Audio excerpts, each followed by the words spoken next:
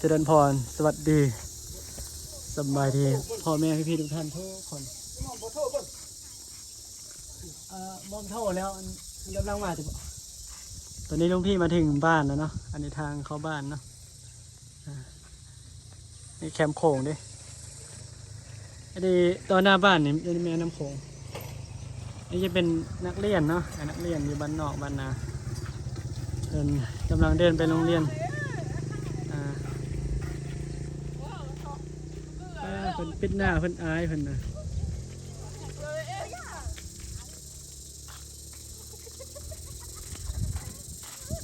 เมื่อวันจุฬานี่จะเรียนตอนเช้ากับตอนบ่ายเนาะตอนเช้าตอนบ่ายอันนี้จะเป็นพักตอนแรกตอนแรกอันนี้เป็นทางเข้าบ้านของหลวงพี่เนาะอันนี้เห็นบอกวัดถึงวัดนะขึ้นวัดนะทางขึ้นวัดวัดบ้านน้องบัวพ่อเปลี่ยนแล้วนะไปบ่ซะอันนี้คนฟ้องมาครับนะหิวของหิวเครื่องให้โยมพ่อยมพ่อ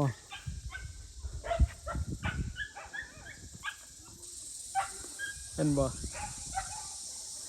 ตอนนี้หลวงพี่ถึงบ้านแล้วนะแต่ว่ารอ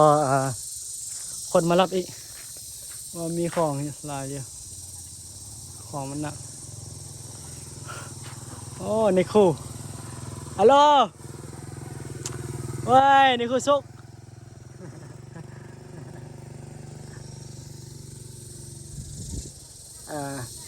เมื่อกี้นี่เป็นในคู่นะเป็นเคยสอนหลวงพี่ตอนสมัยเรียน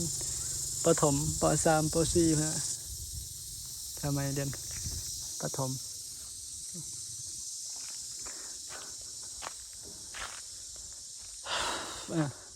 เห็นบ่อทางขึ้นป้าอันยมพ่อยมแม่คิดเอาเด้อสมมติบ่เป็นสมมติเรื่องจริงนะบ้านหลวงพี่อยู่ประมาณนู้นใช่ไหมโน้นอยู่ติดกับถึงผู้นะฮะอยู่ถึงคนแล้วตอนเย็นมันบ่หรือว่าตอนเช้านี่จะไปอาบน้ำบ่กันโลตรงพี่ต้องเดินมาทางนี้ใช่ไหมเดินมาทางนี้เดินทางนี้แต่ก่อนเดินไปอาบน้ำไปส่งน้ำแล้วก็เดินมาทางนี้เดินมาทางนี้เพื่อจะไปอาบน้ำโขงส่วนหลวงพี่จะกลับฮอดบ้านใช่ไหมจะกลับฮอดบ้านตอนเป็นโยมนะตอนนั้นกะฮ้อนแล้วเนาะ มันไกลนะยังพอแม่มันไกลเด้ส่วนจะถึงบ้านโอ้ยไกลฮ้อนลำบากน้ำมันลำบากน้ำแต่ว่าทุกมื้อนี้กะเพิ่นใส่ไฟเนาะเอาไฟฟ้าเพิ่นใส่ใดมาดูดน้ำขึ้นจะเสียเงินเนาะเวลาดูดกระจางเขาอีกค่อนข้างลำบากจังหน่อยเนาะแบบลำบากจังหน่อยลำบากหลายขันถ้าเขาบริคิดอย่างไรกะธรรมดาเนาะชีวิตบ้านนอกบ้านนาอยู่ตามภูตามพาตามบ้านนอกบ้านนานี่แหละ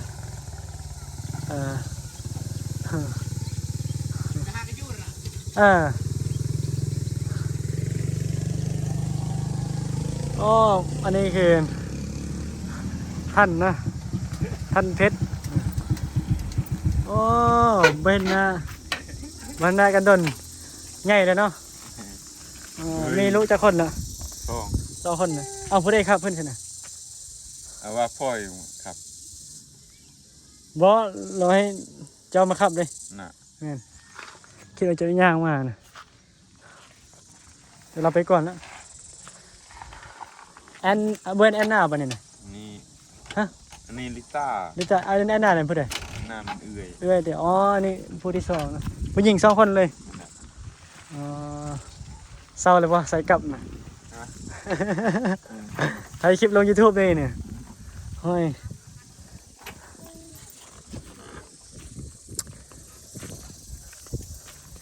ลูกอันบักเล่เนี่ยนะ แม่นบ่บ่แม่นบ่ จันอ่อน ตาซีบคือกันเลยขึ้นหม้อนั่นน่ะ จันอ่อนเนาะ จันอ่อน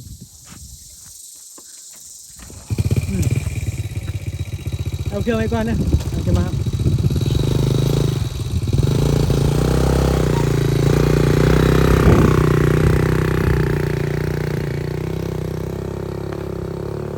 โอ้ยบ่ได้วะเล็กน้อยน่ะโลไปใช้โยมมาอ๋อไปโรงเรียนนะมาใช้บ้าน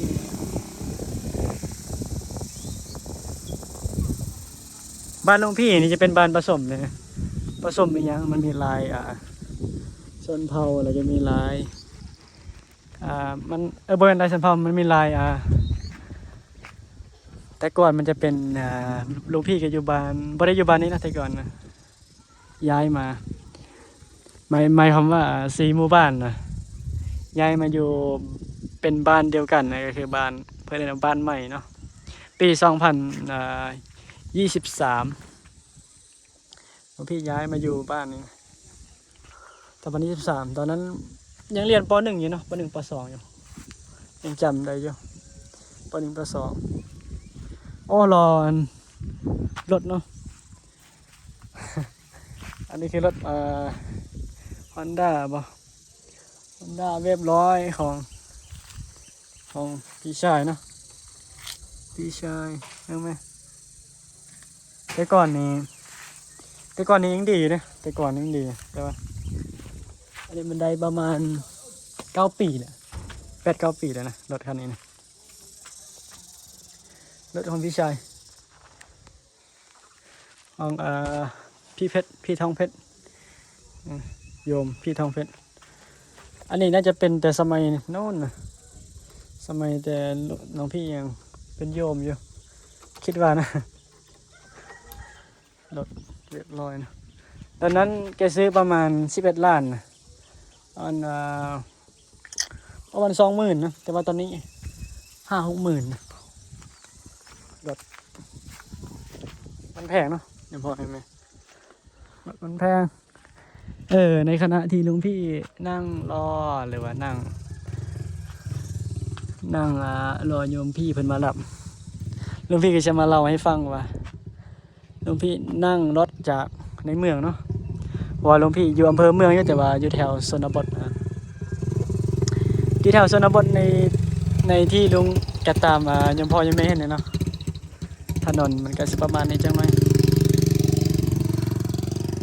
ค่อนข้างแต่ว่าอากาศดีเลยตอนประมาณ5-6 โมงในอากาศดีดิอย่าหอยไหมเวลาอยู่บ้านหลวงพี่อยู่บนโน่นบ้านหลวงพี่ไกลเดี๋ยวถึงบ้านจะถ่ายให้ดูหรือว่าถ่ายให้ชมอีกทีนึงเนาะอย่าพอยไหมว่าบ้านหลวงพี่เขตบริเวณบ้านถ่ายพ่อถ่ายแม่ถ่ายหลานเนาะมีหลานอยู่หลานเพราะว่าแม่เพิ่นไปเฮ็ดงานอยู่ไทยเนาะก็สิขอปิดคลิปไว้เป็นสำเนียงเนาะเพราะแม่มันรู้สึกร้อนว่ะรู้สึกร้อนโทรศัพท์มันร้อนเดี๋ยวถึงบ้านเจอกันเนาะเจอกันอีกจะถ่ายให้เบิ่งอีกทีนึงขอบคุณขอบใจสำหรับยมพอแม่พี่ๆทุกท่านที่ติดตามและก็ตั้งใจรับชมติดตามมันโดยตลอดนะขอบคุณขอบใจจากใจอีหลีเนาะขอเจริญพรอยู่ดีมีแฮทุกท่านทุกคนเด้ออากาศร้อนเจริญพรสวัสดีสบายดี